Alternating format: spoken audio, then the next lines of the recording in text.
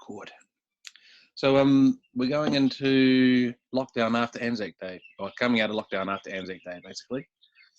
A sort of nice X-wing. I just realised Neil's sitting in front of his X-wing that he's got parked in his Moon of Endor Rebel base. Lockdown gave me a chance to build a new vehicle. There we go. And Melissa Shaw, whose daughter is solving water crisis. I know. Yeah, she's been doing this for quite some time now. So it's really funny. Yeah, I bought her. So the reason why she's finally kicked something off is she's been planning and talking and researching and all these things. And she turned 13 in February, and I bought her the waterarmy.com domain, so she can set up a website, and yeah. So this is her now starting to figure out the world of social and how to try and get the message out and get a following, and yeah. You've got to get a set up on LinkedIn, because that's where all the people that got money to donate are. Yeah, probably do actually. I'll donate her free LinkedIn training. Does that mean I should delete my account? Hey? Yeah. Yeah, all the people that have got money, not. So just wait before we get too far. When I saw that, so I put a comment on Melissa's post about her daughter's Water Army and said congrats, and then added another thing to Gemma, who may or may not pop in. I said, see, look, I told you, kids will come up with the best strategy. So I've been writing this article, which has got so horrible, but basically it's a response to Rod Drury's pitch to sell off New Zealand to the highest bidder. And I've sort of said, no, there's got to be another way, and got all these things in there. And one of the opening paragraphs is, there was a truck that got caught under the overpass going out of Dunedin, and it was in the Otago Daily Times, and it stopped traffic because when it hit, the momentum of the truck going 100 k's, when it hit the thing, it jackknifed, and you couldn't go in or out of Dunedin through the Northern Motorway. So they had all the architects and engineers out there. We could cut the bridge out, we could do this, we could do that. Meanwhile, traffic's piling up backwards each way. And a 7-year-old girl who was in a couple of cars back walked up and said, why don't you let the tyres down? Oh, fuck, that'd be awesome. So they did that, moved the truck, got like thousands of cars going, and then sorted out the bridge. So wow. The point is that the same people, what are they called? Heuristics and biases, are going to come up with the same answers that they came up with yesterday. And if you go back to Justin Tomlinson's point in AFQY, he talked about the same boom and bust cycle of capitalism, right? Yeah. So it's like, when I'm coaching rugby, I see a problem, I go, I'll deal with it this way because I've dealt with it that way 100 times before. Exactly what Rod's thinking when he's thinking of selling off the country to his mates so he can have a nice party and keep us heathen Otago people out. But I don't think that's the right way to go. But coming back to your water, right? So coming back to your water, I have a whole change the world, and I won't go into all of that. But one of the parts of it is this question, which will talk to your daughter's point, is that, say, I think I might have said this to you, some of you before, say you're Richard Branson or like that, and you've got enough money to own a Formula One car company, an island and all the rest of it, and you're going to tip in $2 million into a research fund so they can design a new tyre that shaves 3 seconds off your time so you can win the championship. Do you do that, or do you put that into a global fund with other people that are like yourself, able to tip that money in without really thinking twice about it, so that money can be used to raise the third and second world to first world standards? Because in the third world, a kid can die of dysentery, whereas in the first world, they'll just get medicine from the pharmacy and they'll be alive. And as a result of this program around the world, where it brings the standard of living up, doesn't mean that they're getting handouts or free rides or anything like that. They're still got to make use of opportunities, but they can actually live to enjoy the opportunities. One of the kids that normally would die at 3 of dysentery then goes on to design a new wheel that shaves 10 seconds off your track time, but for a cost of $2. And then everything else at a cost of $2. Where's your money best spent? So ironically, when I saw the water thing, I was like, yeah, well, that's where most of dysentery comes from, and all the diseases. And here we are. on the same, right above, I should have taken a screenshot, right above your post about your daughters on my screen was a brand new Mercedes-Benz car that's got blah, blah, blah, blah, blah. And right below it was the new computer that's got a folding keyboard that will fold over the edge of a desk. Yeah. Like, do we really fucking need that? You know, I remember I shared a post, it was a couple of years ago on LinkedIn, and it was a meeting room, like a boardroom. And after people got up and left the meeting, the chairs returned into the place. And I was like, okay, so what materials were used out of the earth to be able to create it? You know, the manufacturing process, the environmental impact, just because people can't put a fucking chair back under a table? It's like ridiculous. Oh, my 10-year-old heard me swear. Sorry, 10-year-old. And she looked up and gave me a look of, like, she's telling me off with her eyes. No, it's okay. PHUQ. It's all right.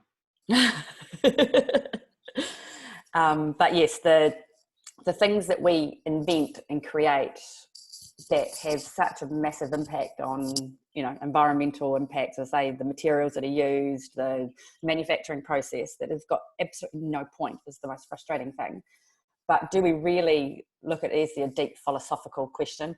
As a human race, do you really think we have been reset enough to actually make significant changes? There will be pockets, yes, but do you really think that capitalism is not just going to push us back to the ways that, you know, all of this reflection that we've had just goes back to nothing in 6 months' time? I think if we'd been locked down for longer, you know, 4 weeks, another week to go, people are going to be itching to get back to what they know. If we were locked in for 3 months, maybe. But Well, yeah. Look at the rest of the world. You've got people already desperately trying to not let us forget. yes. This lockdown's not working. I'd rather go out and catch the disease economy over people. Yeah, there's a lot of that sort of argument over, which is why I think that there are a lot of pockets of people who want change. I just think that it will be really hard to really make the change that's needed. So let me release another part of my change the world theory. Yes, please. Is that, we are programmed by our societal norms and cliches that we hear from the age of, you know, growing up. Don't rock the boat. If you can't beat them, join them. What can I do? I'm just one person. Yet every one person rocks the boat on their soapbox at their personal barbecue in the safety of their clique of friends. But it's just getting them to come together as one. And part of the change the world theory is that Libya, Syria and Egypt overthrew obvious dictators with using social media to come together. Imagine what they could have done in the 60s, John Lennon, if they had social media. You know? And what it is that we're too comfortable with what we've got. So when Rob Campbell made his post about we've got to do something, we can't give the money to the top and allow trickle down, we've got to give the money to the bottom and support the people at the bottom. And everyone went, yeah, that's it. So I went, okay, what's the practical answer to that? Are you going to open up the spare rooms in your house to the homeless? Am I going to? How do we know, you know, what do we do? And I've actually been thinking, because there's a tool I'm going to use for AFQY, which does all this matching.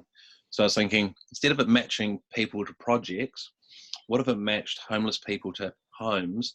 So if you wanted someone that didn't drink, they could be matched with you. You wanted someone that liked to party, well, then you can find a home of people that like to party, and you're going to find, you know, you're going to have a meeting of people. I'm just using those extremes, right? Because, yeah, whatever that might be, but the idea is it could match people. But literally, if things were that bad, that there were people jumping the fence right now, hunting my place for food, and I had to defend it, or I could open it up and share it, what would we do then?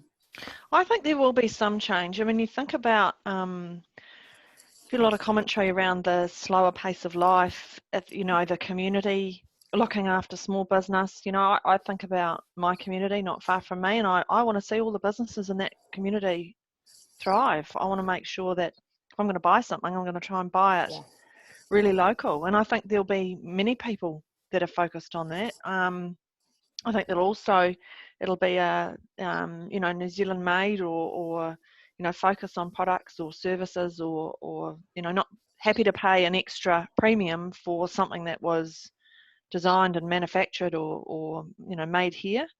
I think So also, what can we manufacture here and what can't we manufacture here that we need?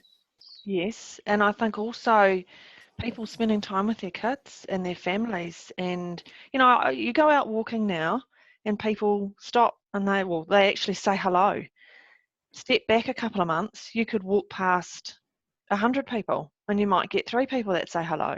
It's quite different. I wonder if that's going to continue as people's need for connection, but it feels more of a community spirit. It feels more of actually we've got to look after each other, and I'm hoping that that's the part that stays as people get back into their busy lives and get back to buying all the things they needed, and there'll be a few that think, oh well, I didn't need that, so I don't need to buy it anymore. But I'm just hoping the community spirit piece and looking after others in your community and businesses in your community is the part that stays. Yeah, I hope so too. And just, I think you hear people talk about, particularly executives, talking about spending time with their family. I was listening to the CEO of Fonterra yesterday, and he was saying, well, the first thing he does now in the morning is spend time with his son. He said, I never would have done that. Very, very ironically, interestingly, when I started AFQY, so I was working with CIO Summit and bitched and moaned about the number of why we had to do paper feedback forms for the biggest tech event in the country. Couldn't we do a digital form? So I got to do the data entry, and the blessing was that I got to read the remarks, which was the number one thing was we come for peer-to-peer networking. And I went, why is that? I thought you come to hear the speakers tell you how to do things, or your peers tell you how they did things. And they all said, no, we like to talk about it. So once we've heard it, we want to talk about it. And in those discussions, I asked all of them, the last question I asked was, if you had your time again, what would you do differently? And the greyer the hair or the less the hair that got more of the paraphrasing was, I would spend more time with my team. I would know my kids better than I know my senior management team. And one guy even told me that his 23-year-old son refused to speak to him, wouldn't accept a birthday present or anything, because as a kid he was never there growing up, and all he wanted was his dad to be there at his games and his this and his that, and he was always too busy, never there. And that was actually part of what I would talk about at AFQY when I stand up and say, hey, welcome to AFQY, this is a no-selling networking event, blah, blah, blah. I actually tell that part of the story, and over the 12 years it's drifted to different stories, had different influences, it's changed tack. But that was a side effect of talking to probably about 30 CIOs that I knew through CIO Summit to go, why is everyone saying peer-to-peer networking and not the speakers? Oh, well, it's because they want to talk to each other, blah, blah, blah, blah, blah. And then I asked that question, if you had your time again, what would you do differently? Because I find that a really interesting, you just get some amazing insights and answers. The other side of that too, Ryan, is that when you speak to your peers and the CIOs you're talking with, you're not sitting behind a podium being talked at. Yeah. Ooh. Ooh, light bulb. Which is why I don't go to the CIO conference. Oh, well, so I've basically, since the first AFQY online with 300 registrations, we've dwindled back down, and it's actually in panic mode to get a decent audience to turn up. And one of the things I've been thinking about is, do people not actually want the speakers because everyone talks about the breakout rooms? And is that what is slowly dwindling? So A, it's gone to fortnightly because people wanted that, and B, it's got speakers. I thought that would be a good attraction. I think your speakers have been good. I think, and if you had a speaker for an hour, but because you've got speakers that are sort of 5 to sort of 8 minutes. Lightning talk type of thing. What was that, sorry? They're a bit like lightning talks, which I it's a small injection of, hey, here's some ideas. Yeah, well, lightning talks. I call these things 5-minute high impact perspectives. But some people go for 15. Lightning talks is just 2 words for that. Hey? Lightning talks is just 2 words for that. So do people know what lightning talks are? Is that a common? Why didn't anyone tell me? What have you been doing out there? Group, It's new to me, but works. I never heard of it. Us salespeople, we live under a rock. There's a reason we put that rock there. You sure it's not a foot? I've got to be careful now. I've taken on sales as part of my role. I think you've got a good Welcome mix, to the dark Ryan. side. Okay. I think you've got a good mix. Okay. I don't think. I think it is a good mix. So I've always, on the last 2, I've dropped off because they've gone for too long. They would go, because I think you've sort of gone, was it 5:30 till 7? And sort of by 7:10, I'm like, I've got to get dinner, or I've got to do, Yeah, so what I've done is I've made it, it's always been 5:30 to 7:30 because you need the half an hour to get from work to AFQY at the bar. Yeah. So now what I've done is made it 5 o'clock to 7 o'clock because everyone did drop off at 7 o'clock. Yeah. Almost half the audience at 7 o'clock. And that's what I realised is that people are doing this pre-dinner, and even though they have seen that it's 5:30 to 7:30, they have always planned to drop off at 7 because they've got to do dinner. So I thought, well, I'll just move my time. But that's cool. We're getting there. I just sent out something like 600 personal invites this morning, as you do. So hopefully that makes gets a few more people along. I haven't registered for this one, but I shall go and do it. That's all right. I've got your email. So what I've also done is, oh my God, it's grand. It's 20 paces from the toilet to the kitchen to the office. I'm going to unmute you. We're all unmuted. Oh, cool. Yes. So anyway, don't worry about AFQY. We were just talking about AFQY and attendance, but the discussion I think is more interesting around what will happen post lockdown. Yep. Will we totally somewhat revert, or I guess we will. In short, we will hang on to the things that are important to us. So for the last few years, I have, actually for quite a few years now, my partner and I, birthday presents and stuff like that, it's like I have so much shit.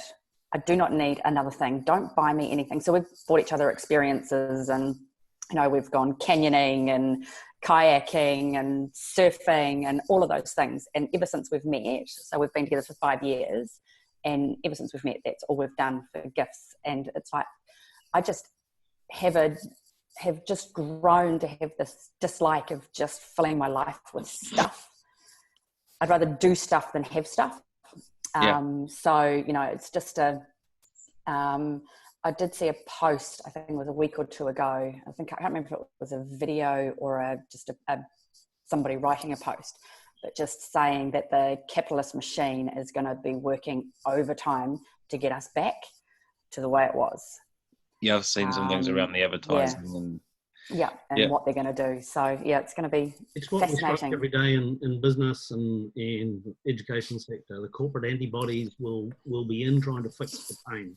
They'll be trying to remove the wound and do their thing to make it all make us forget.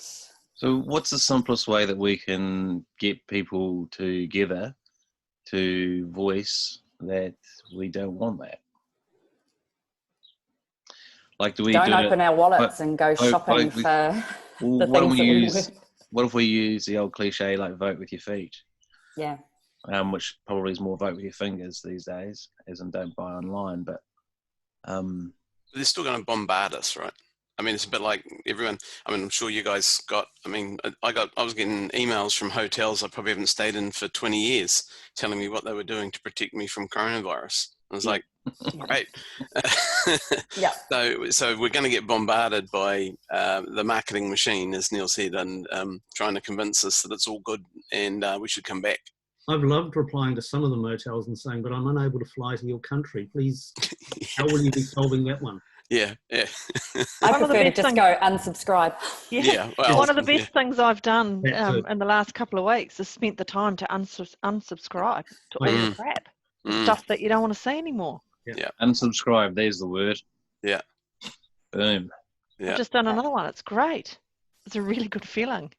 Assuming they give a damn and they do unsubscribe you. There are a Yeah, couple. that's the downside. The ones that ignore your unsubscribe.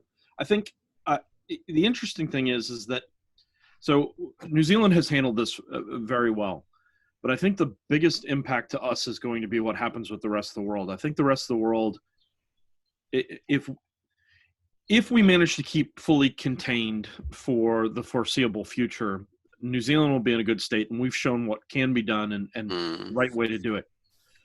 However, the United States is going back to full unlockdown as of May 1st. Trump, in an attempt to restart the economy so that he can get reelected in November, is going to result in a massive number of people dying in the United States. And that will have a larger impact than anything we can do around the economy in New Zealand. This might sound wrong on one level, but just think about it from Trump's level. Isn't killing off his people going to ensure that he loses superpower status to China? No, because and this is so. There have been a couple articles out of the Atlantic about this. The reality is the business people that support Trump and the conservatives that support Trump aren't going to be the ones going back to work, because all of those people can work from home. Yeah, they're not going to die. Yeah, the people that go back to work are going to be the lower income, office cleaners, laundry people. So that no clean shirts, dirty. Yeah, well, premises. and those people. The Amazon packers who are protesting. Yeah, exactly. So South Dakota, basically, the governor said, "Yeah, we don't have a big population, so we're not going to lock down the way the rest of the country is going to do." And about a week later, they had a massive coronavirus outbreak at a pork processing plant that killed off. It was like 4,000 or 5,000 people. Wow. And when the news reporters went in and started talking to them, they were all immigrants from Nigeria and places in Africa and South America and stuff, who weren't going to vote for Trump anyway, so he didn't really care. Wow. At the same time, he's started a campaign. So he's going to try and kill off the homeless and the Mexicans. Well, yeah, and he started a culture war campaign against all the Democrats. So he's now started. He tweeted, I think last week, that all the Democratic governors were supporting Ramadan and not supporting Easter, and how horrible that was. Jesus. There's similar things coming out of the UK. Italy has finally gotten control of their stuff, but they're so far beyond the numbers. They're still seeing almost 20% infection of tested. So everybody tested is coming back. 20% of them are coming back positive, which means that there's a massive number of people that are positive within the country that are not being tested, because the positive test rate should be somewhere around 2 to 7%. If it's above that, it means they're only testing people that are showing signs. Because if they're testing everybody, then somewhere around 2 to 7% should be infected, and and the rest should come back negative. But that's not what's happening. So I think what's going to happen is over the next 12 to 18 months. Look, my wife says I'm a pessimist. I'm a realist. Over the next 12 to 18 months, what we're going to see is that the landscape of the rest of the world is going to change. I've got a friend that's in China right now who said that there is a second wave going through Wuhan that they're not fully reporting on yet. There's a second. The epidemiologists say there's going to be a second and a third wave of the virus, and the landscape of the rest of the world is going to change. Now, in my mind, the only good news story out of this is for the last couple of years, we've been changing the way we advertise. Rather than advertising in the blunt way that we've done, we've begun advertising as experiences. So we're tailoring advertising to people to show them it's no longer, hey, buy this drink because I'm an attractive person and you want to be like me. It's, hey, let's make a better world, and I do it while I'm drinking this drink, which I think is going to, I do think that sends a little bit better a message, and I do think the advertising is a little bit more blunt and a little bit better, and they're going to have to do it more because the pockets of people are going to be so spread out that they're going to have to do it that way. But that's my two. Yeah, the interesting thing's going to be New Zealand, if we continue with our success trail, is still going to be shut off from the world. The practical reality is our borders are going to be shut down. Tourism's going to be massively impacted from an overseas perspective, while everyone else gets past their second wave or third wave. Yep. If you look at the Spanish flu results, more people died in the second wave than the first wave. When everyone said, we're over this, blah, blah, blah. Oh, really? Yeah. So I can't understand why they're not using that more as an example. Because it doesn't help the messaging from people like Trump, who are going, I wouldn't be one of those people, so it's not my problem. See, I've said for a while that it's great. We're an island. You can close our borders and all the rest of it. But effectively, we're a petri dish in the lab, and we're sitting in a corner with a lid on. And at some stage, we're going to take the lid off, and then we're going to get whatever's going on in the lab, not just the first strain, as Neil said. So I think it's great. We've sort of been able to shut it down. What I'm concerned at is the effects of opening it up. What starts to happen as we open up, and how do you control that? And obviously everyone's saying, well, hopefully in a year's time or 6 months' time, whatever, there'll be a vaccine or something that helps to control it a bit more. But, you know, it's a long way away, and our economy has been quite reliant on tourism and things for quite a long time. So it's 15% of our GDP, I think. Mm-hmm. But I'm the CEO of Tourism NZ speaking on Thursday night, and that's going to be an interesting one. I think what a lot of people aren't realising, and if they're not reading the news like I haven't been, just been catching glimpses, is the state of the world, and that's what's really, because what I've pitched is the idea that that if we get ourselves cleaned up, then everybody that lives elsewhere around the world that's got the money is going to want to come for a holiday, because if they're living in lockdown in fear of catching it in their country because it's 20% rates. If you're healthy and wealthy and can afford to, you can prop up our economy by coming in and walking around in the clean, green, free air. As long as we have a point of care test, which Otago University, Go Otago, is doing. That has $239,000 of investment from the government to create it, and I think they almost have.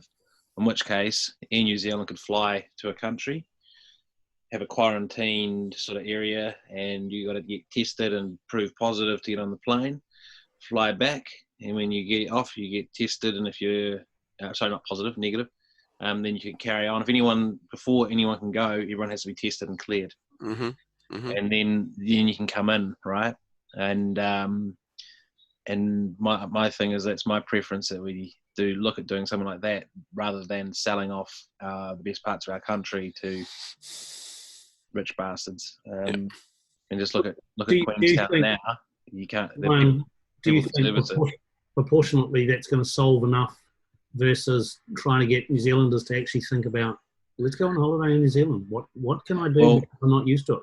We tend to look outside. Let's go to the Gold Coast. Let's go to the islands.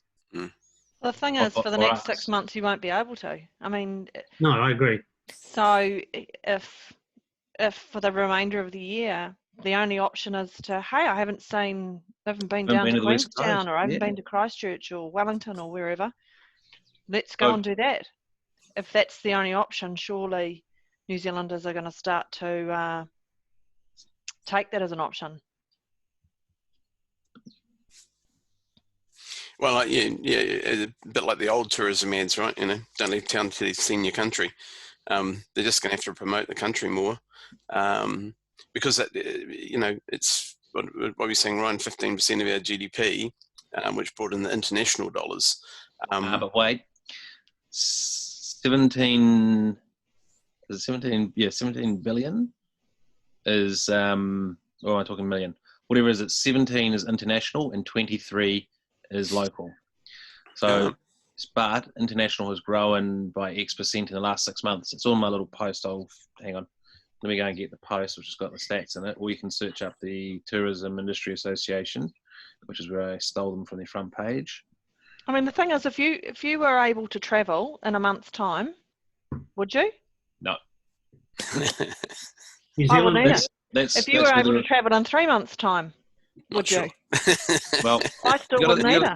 But I'm used to not travelling, But if you think of someone who's wealthy and used to holidaying more than not, then they might be going really stir crazy in their lockdown, even though their apartment's probably 20,000 square feet.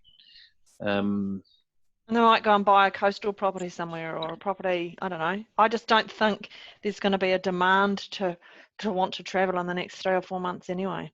This is where the robust process, where only Air New Zealand can fly in and out, and they have a medical team that do all the checks and everything, and that's partly what you pay for.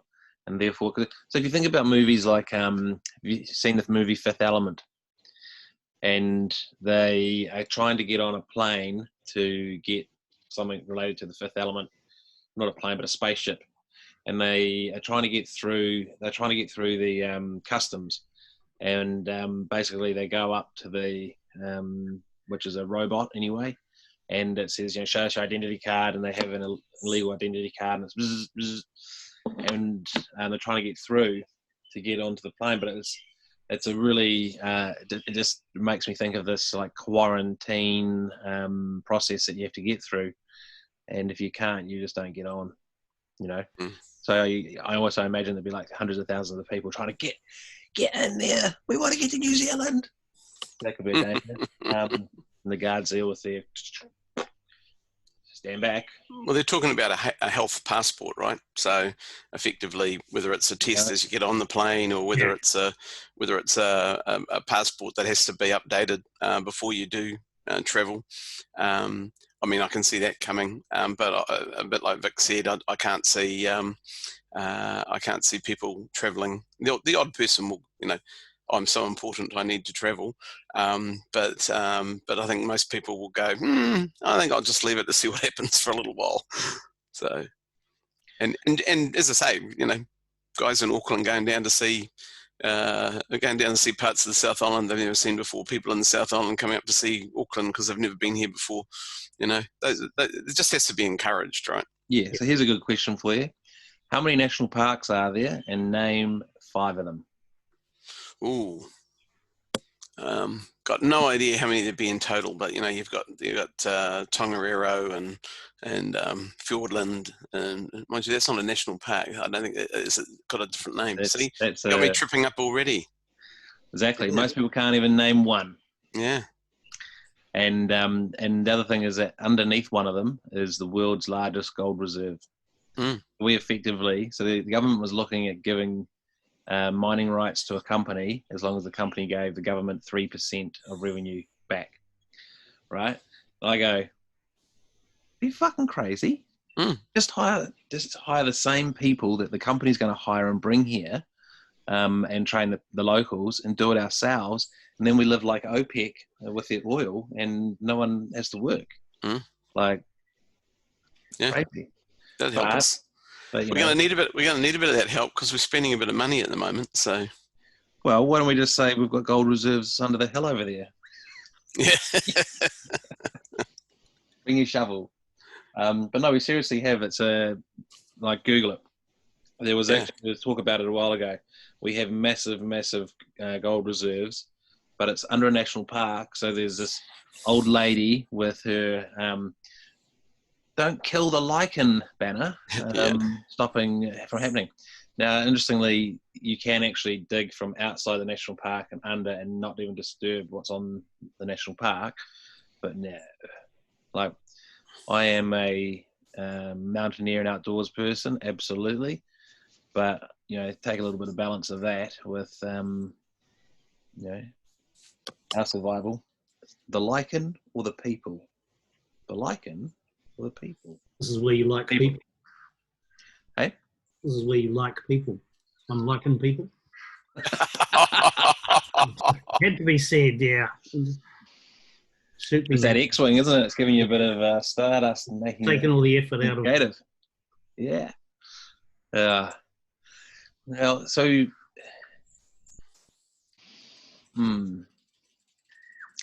how's it going down in the caravan, Glenn? It's great.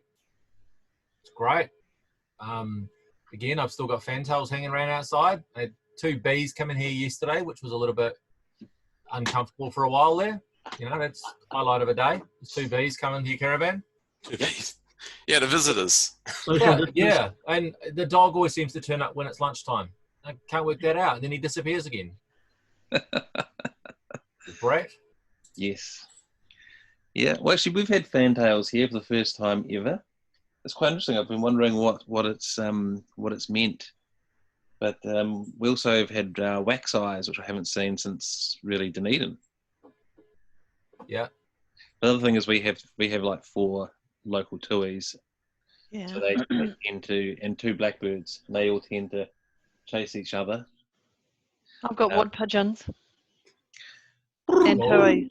Yeah. Oh, Beautiful. lovely. Kangaroo come around. We have one of those. Said she saw a kingfisher in Wellington on Say the what? out on the deck. That's pretty cool. We It's because the cities aren't chugging away their pollution that the bird life has come back. Well, that's one I've done. Here in Kerwee.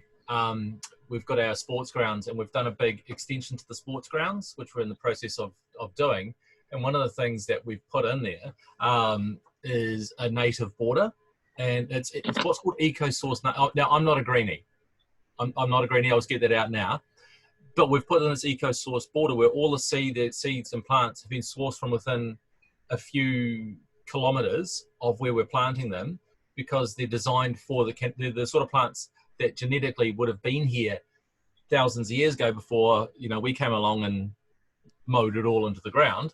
To put this border in, the long-term goal of that is to be able to sit there or go for a walk around it and actually hear native birds. And not just the native birds, but have native bugs in there as well, and potentially even like geckos and lizards. I personally would love one day to sit there and hear tui, because you just don't get tui across the Canterbury Plains. So really interesting to what you're talking about. My wife booked me on the opening of Canopy Tours, which is zip lining down Rotorua, because I used to be a mountain climbing adrenaline junkie freak, and she thought I'd love it. And we kind of got caught out because we were all geared up and walking through the bush, and the guy goes, "Stop." I'm like, yeah. He goes, "What do you hear?" And someone goes, "Oh, it's silent. It's perfect. Just how it should be." And he went, "Yeah, it's silent, but not how it should be. We should be deafened by the noise of native birds in here." And one of the really interesting facts is that Captain Cook's diary talks about hearing the ruckus of birds from a kilometre offshore. So, you know, when you have those movies and they're coming into shore on the deserted island, and you can hear well, that's what New Zealand was like. 67 or 68,000 birds a night are killed by predators. And when I heard that, I was like, "Hey, what?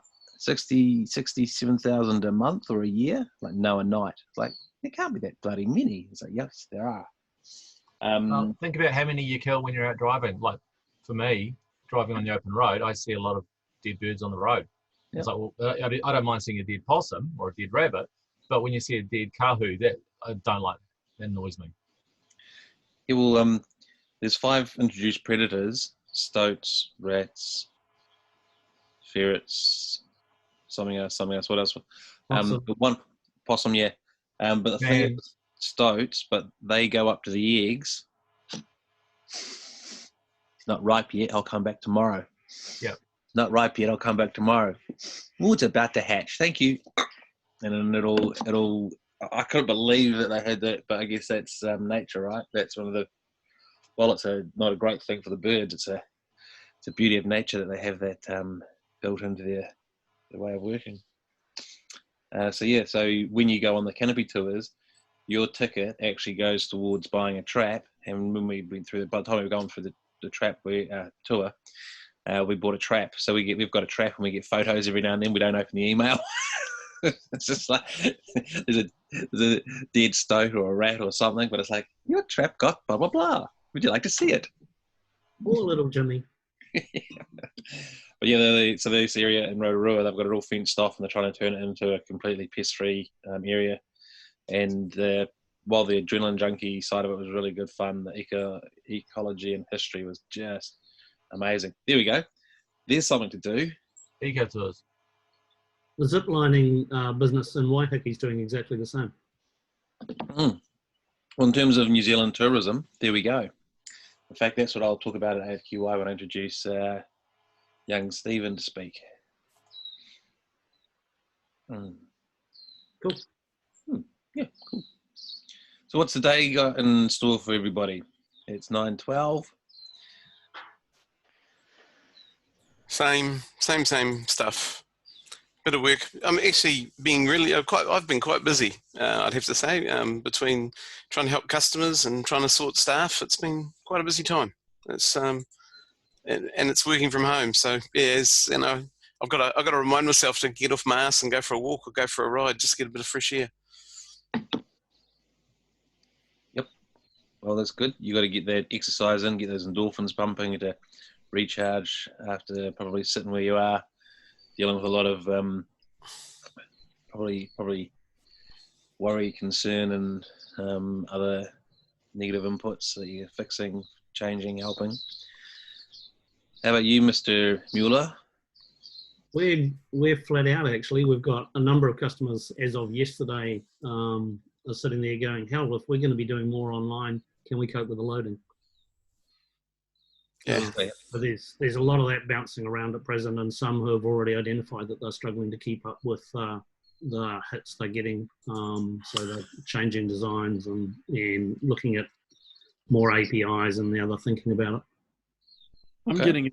I'm getting a lot of hits from I usually ignore them, but I'm getting a lot of hits from recruiters because a bunch of the companies are now starting to try and do things to help alleviate some of the pain of working from home. API enablement is one of them, but a whole bunch of stuff, automation, case management, and I've actually had more recruiter hits in the last 2 weeks than I've had in probably the last 6 months, which I get ones from the States too. Unfortunately, I still get probably about 5 to 10 recruiter emails a week from the States. Haven't you set up an automation thing though that goes recruiter? Yeah, I have, as long as they have something in there that I can identify. I've actually reached out to a couple of them and said, you might want to update your database. I live in New Zealand. They have no incentive to update their database. So No. That's all right. This is why you feel better. But when I send out my AFQY email, I do hit quite a few people in America. Although, actually, I don't know. It might be that they just have it's just they're using a Gmail, so it hits the American thing, and it's not actually America.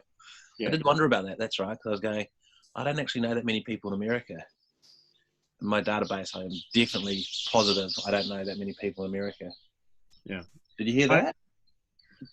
Yep. And this week is continuing the work I'm doing for various government agencies, and yeah, I'm spending. I seem to spend most of my time on Zoom calls, holding people's hands as they make decisions that I told them to do 6 months ago, and they have no choice. Yeah, they've backed themselves into a corner where they have to do the things I told them that they should have done 6 months ago, and now they just need me to hold their hands and tell them it's all going to be okay if they just do what we told them to do. Yeah. Yes. Well, can we do it faster? How come we can't do it faster? Well, if you'd started 6 months ago. Yeah, it's really interesting because, and I won't name names, but one of the government agencies is basically for the last 5 years has said we cannot support remote work. Everybody has to come into the office. The only way we can support remote work is by VPN. You can't even get email unless you're VPN'd in to get email. And they've been going through a Office 365 migration, and it came to a screeching halt about 8 months ago because they couldn't figure out how to lock Exchange Online down so that you could only get email when you were VPN'd into the company. What's happened in the last 3 weeks is that why would you need to be VPN'd? Because this government organization believes the only way they can protect their environment is if you have to be on a device that they issue on their network, whether VPN'd in or physically plugged in. You have to be on their network to access any of their resources, including email. And what's happened in the last 3 weeks is that all of the leadership is now saying, no, our people have to be able to work from home, and we can't just issue VPN tokens because it takes them 6 months to issue a VPN token. It's been a nightmare. Okay. Well, that seems, Well, it's part of the corporate I guess that's the whole point, isn't it? That's the antibodies coming back in, Ryan. It's the, no change is good change. So so we have this discussion before, and I'm not happy with the answer, basically, which is a little bit antibody of me, but I still don't understand why people. So is it a nature or nurture reason that people are averse to change? I believe it's a nurture, and therefore it can be retrained. We are conditioned to believe that change is bad, and I think there's a huge element of selfishness. If I make the change, if I decide to change my underwear, that's my choice, and I do it for obvious reasons, and my socks. But if someone, and we're thankful for that. But the point is that if you make the change yourself, if you decide to, you're happy to. It's only when someone forces it on you, and you aren't willing or interested or happy or excited by it, you go, nah. And then people go, people are adverse to change. And it's like, no, people are more than capable of change. It's just them being pig-headed, selfish assholes, or whatever the case might be. I don't think people are being pig-headed. I think we're educated from about the age of 5 into a herd mentality. In other words, be like, when you come through, you're educated as a group, you maintain as a group. And if you look at, the magic space of innovation, which is trying to disrupt, trying to bring in new thinking, and everyone sort of buckles down and supports you with a knife in the back. The challenge you've got is that corporate business is managed based on risk, particularly corporate versus startup. So corporate business is, if I'm managing my business based on risk, you're introducing risk. My job is to stop that. So how do I minimize risk? And in family and in life, we go, don't go down that side, of the cliff because it's a lot riskier. Go down the nice footpath. And you're bringing that sort of conversation. The question is, how do you bring in diversity of thought and risk and manage it so that actually you can get the changes and you can make those progresses? And what we tend to do is we tend to take the two extremes. We should all be like a startup, and that doesn't work because 80% of startups fail. Or we need to massively embrace change, yet our core revenues need to be maintained, and that doesn't work. It's how do we do that both in life and in business? I think the challenge with change is how it's perceived. And then I worked for MYOB for 6 years, and we were trying to get accountants to change. So that was quite a challenge in itself. That's how the perception was of, when I was talking to them, I had to get to know the person, and then I had to think, excuse me, how is this change going to be perceived by them? And getting that nature versus nurture type thing that everyone was talking about, I lean towards nurture on that one, because it's the perception of what is the like you said, Neil, what is the risk to me? Some people think, what is the risk to the organization? But what also is the risk to me of that change? And that's how it's perceived. And change can be done well, and change can be done appallingly. And over my time, I've seen both, where change has been done appallingly. It's how it's perceived and how it's taken by the person, I think. And that delivering, for me as an account manager, delivering the message around the change in such a way that it's taken to the best way. We had an example with a client where we do security testing as where I work, with what we do.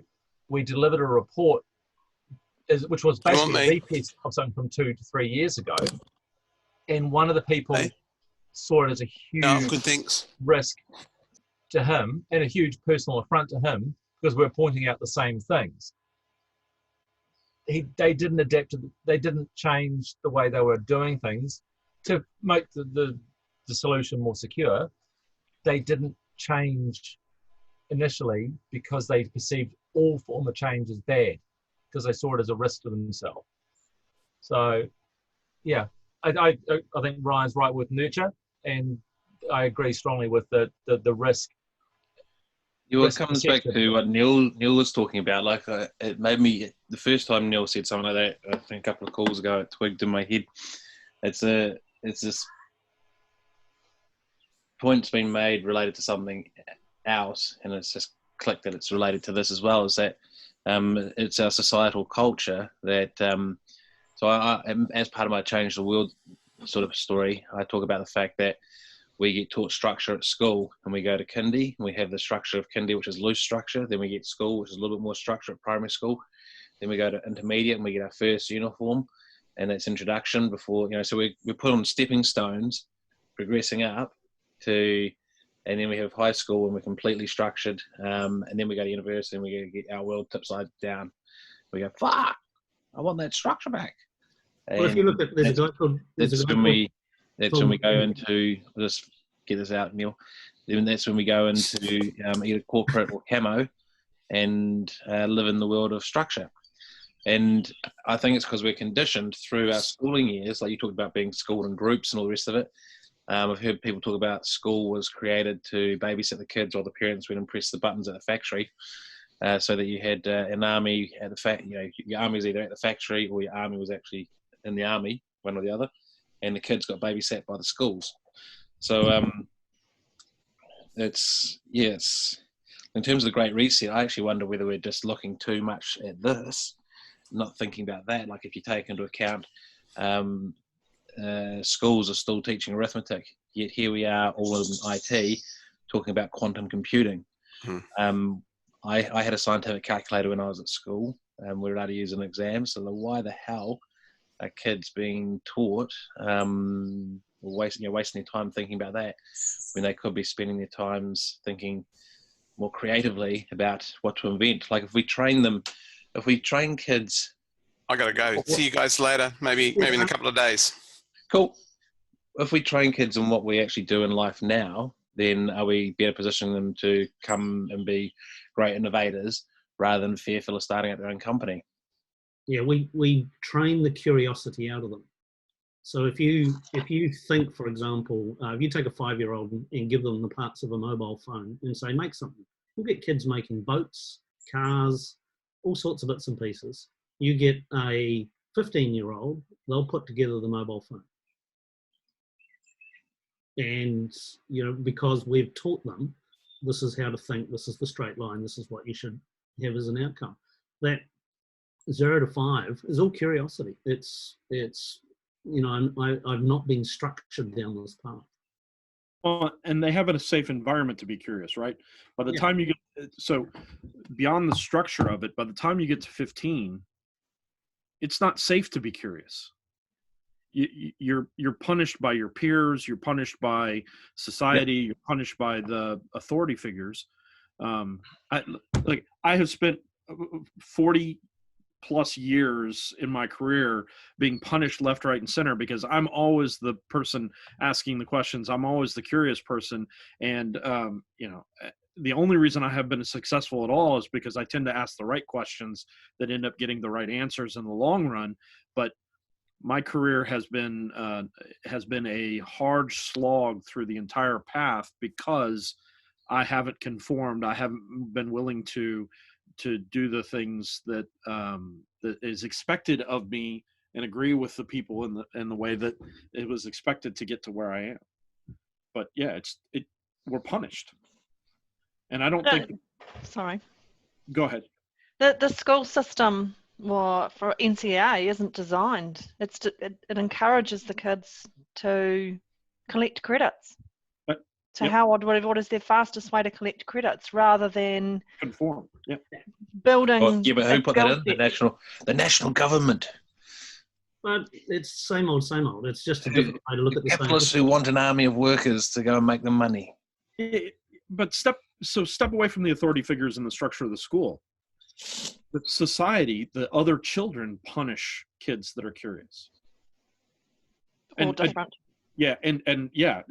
And anybody that so when I hear stories and go talk to, see things that happen to my kids at school, even pre-K school, kids are very not nice to each other. I And agree. yeah, and there's so I've seen some kids that are really, really nice to each other, and they are taught how to be, and they are not left and allowed to do as they see fit. And because if a kid's not taught, then they will just come along and take the toy off the kid who's already using it. Yep. And they need to be taught, well, actually, you can't just go and take that off them because they were using it, they're enjoying it. If you want to use it, then you need to go and say hello and introduce yourself and ask if you can play with them, and accept what they do, accept what their answer is. And their answer may be, no, not right now, you can have it later. Well, that's just how it is. You need to accept that. And it's amazing.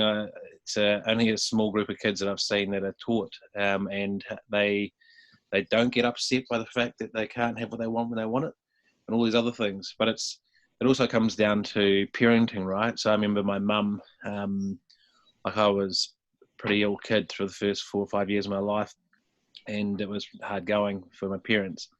And I'm sure other parents that have gone through that with their kids know what I'm talking about. And I remember mum saying, when you were born, there was no book about parenting. There was some stuff, but it really did not help me handle it. Mum even went to, while she was studying comp sci, she studied early childhood to see if it could help her with the difficulties that I was having. So, and they were physical health.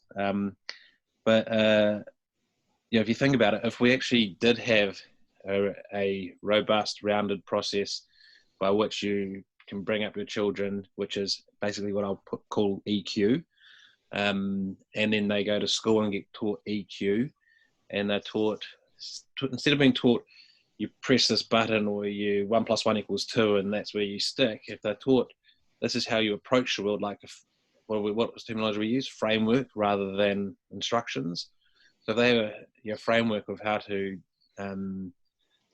happily deal with everything, and they're taught this from the beginning, then they don't know what it's like to have a tantrum and to get their way with a tantrum, or to get told off because they have a tantrum and get more upset.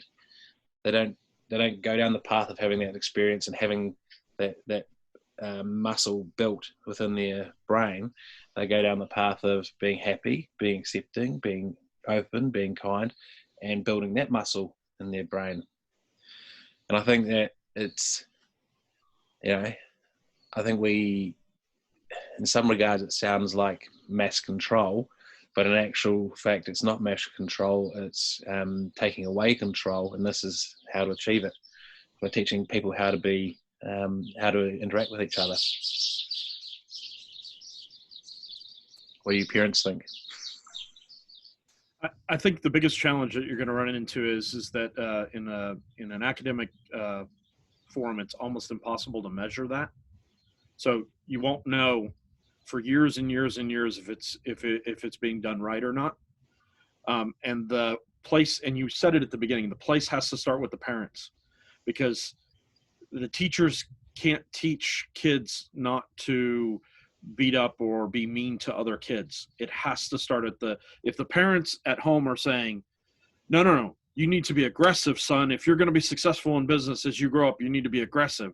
Then they're going to go off to pre-K and they're going to beat up the other kids. I know, because my son would allow every other kid at pre-K to come and take toys away from him, because we've always taught him to be nice and share.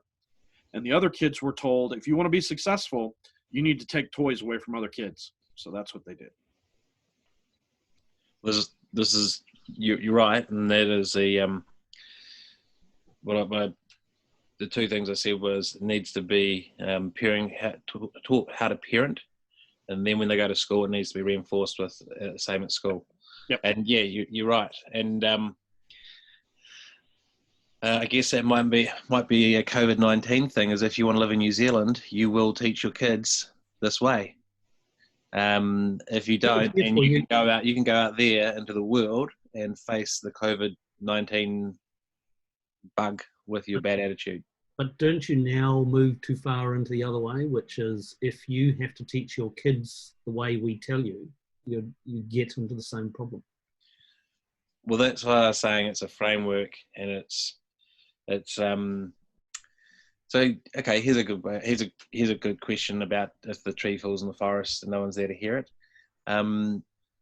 Is it taking control if they're teaching something positive, or is it only taking control if it's teaching something that's negative? Then the question is, who determines positive and negative? Shut up, Neil. So part of what we're talking about is inputs. I wonder whether and we tend to measure on inputs rather than outputs or outcomes.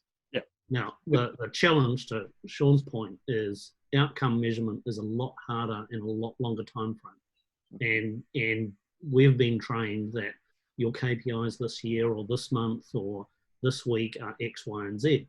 When you're looking at outcomes, those things may, if you're lucky, they may be a 12-month type of change, or they may be a 2, 5, 20-year type of change. And it gets messy.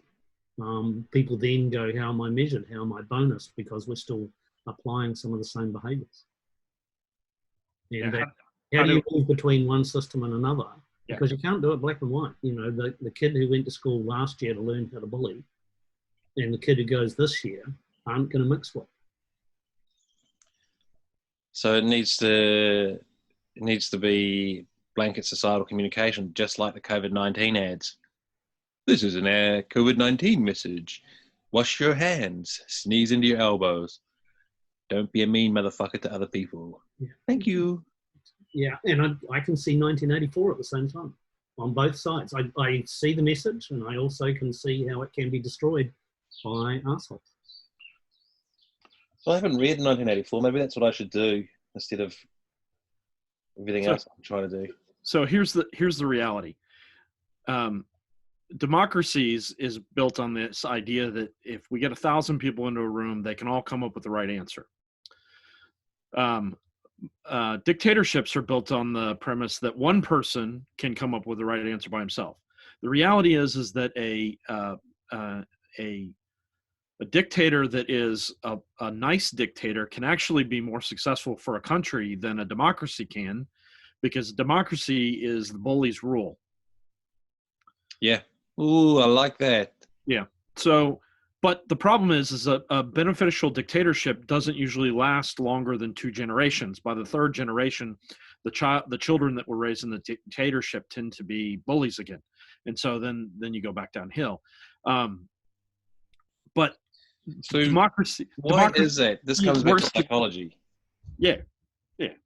So democracy is worse than anything else, or better than anything else out there. So I mean.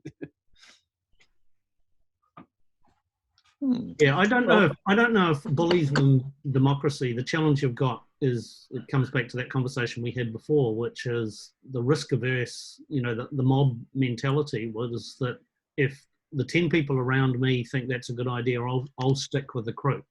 Yeah. So the outliers, which can be either massive failure or massive improvement, always gets cut out. Yeah.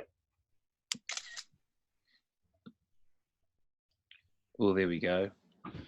I'm taking a photo for, obviously for posting on LinkedIn, and I just discovered that if I shift the screen around, it rearranges the photos.